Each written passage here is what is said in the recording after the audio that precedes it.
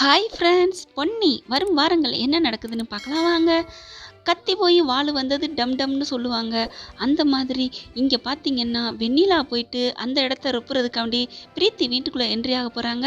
ஆமாங்க, ஹாஸ்டலில் போய் தங்கியிருக்காங்க இல்லையா, அதையும் நம்ம ஜெயா அம்மா தான் கொண்டு விட்டு வந்தாங்க. அங்கேயே அந்த ரவுடிஸுங்க வந்து கடத்தி அடிச்சிட்டாங்க, ஜாமான் தட்டெலாம் தூக்கி எரிஞ்சிட்டாங்க அப்படின்னு ஃபோன் வருதா. அதனால உடனே கிளம்புறாங்க. அங்கே எல்லாரும் நான் வரேன்னு கிளம்புறாங்க. எல்லாரையும் வேணான்னு சொல்லிட்டு அங்கே மூர்த்தியையும் தான் மருமகனையும் கூட்டிகிட்டு போகிறாங்க. நல்லா பிரீத்தி பிளான் போட்டு ஐடியா பண்ணி இந்த வீட்டுக்கு நுழையிறதுக்காண்டி நாடகம் ஆடுறாங்கிறது நல்லா தெரியுது.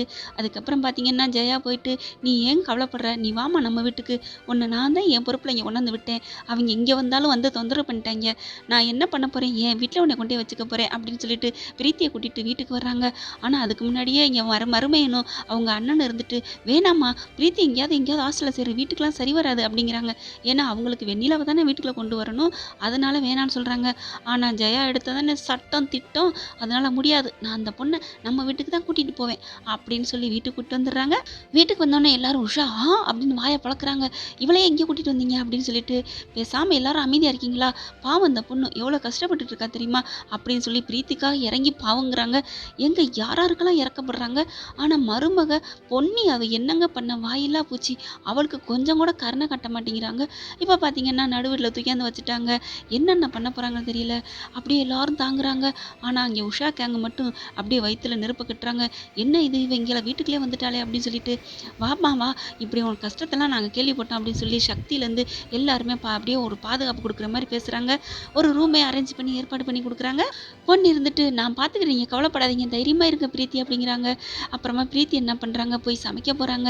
வேணாம், நீங்கள் அதெல்லாம் சமைக்க வேணாம், நீங்கள் இந்த வீட்டுக்கு கெஸ்ட்டு, அதனால் நீங்கள் பத்திரமா இருங்க, சமைச்சு போகிறதெல்லாம் என்னோட வேலை அப்படிங்கிறாங்க. சக்தியும், ஆமாம் பிரீத்தி, பொன்னி சூப்பராக சமைப்பா, உனக்கு என்னென்ன தேவையோ எல்லாத்தையுமே பிரீத்தி பொன்னிக்கிட்ட கேட்டு வாங்கிக்க பிரீத்தி அப்படிங்கிறாங்க.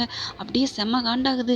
என்னங்கடா என் வீட்டில் எனக்கே உரிமை போடுறீங்களா, எனக்கே ஆர்டர் போடுறீங்களா, நான் பார்க்க வேண்டிய வேலை ஏன்டி பொன்னி, நீ இருந்துட்டு அராஜகம் பண்ணிட்டு இருக்கியா, இருடி, கூடிய சீக்கிரமே ஒன்று அந்த கழுத்தை பிடிச்சி வெளியே எல்லாரும் தள்ளுற மாதிரி நான் பண்ணுறேன்டி அப்படின்னு சபதம் எடுக்கிறாங்க. தனக்கு தானே பேசிக்கிறாங்க. அப்படியே ரெண்டு ஆந்த மொழியும் உருட்டி உருட்டி, என்னோட பிளான் படி நான் அந்த வீட்டுக்குள்ளே வந்துட்டேன்டி, நான் வேணுக்குனே எனக்கு நானே திட்டம் போட்டுக்கிட்டேன்டி, பாவம் எங்கள் அப்பா அம்மாவும் என்னை பிரிஞ்சிருக்காங்க, எனக்காண்டி ஒன்றை நான் சும்மா விட மாட்டேன்டி, இந்த இடத்துல நீ இருக்கக்கூடிய இடமே இல்லடி, இது நான் இருக்க வேண்டிய இடம், நீ வந்து இருக்கிறியா, இரு உனக்கு நான் வச்சுக்கிறேன்டி ஆப்பு அப்படின்னு சபதம் எடுக்கிறாங்க.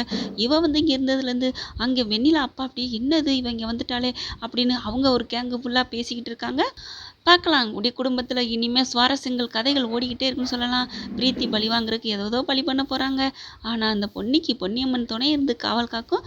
ஓகே ஃப்ரெண்ட்ஸ், உங்கள் பொண்ணான கையால் ஒரு லைக்கை போட்டு சப்ஸ்கிரைப் பண்ணிடுங்க. Thank you friends.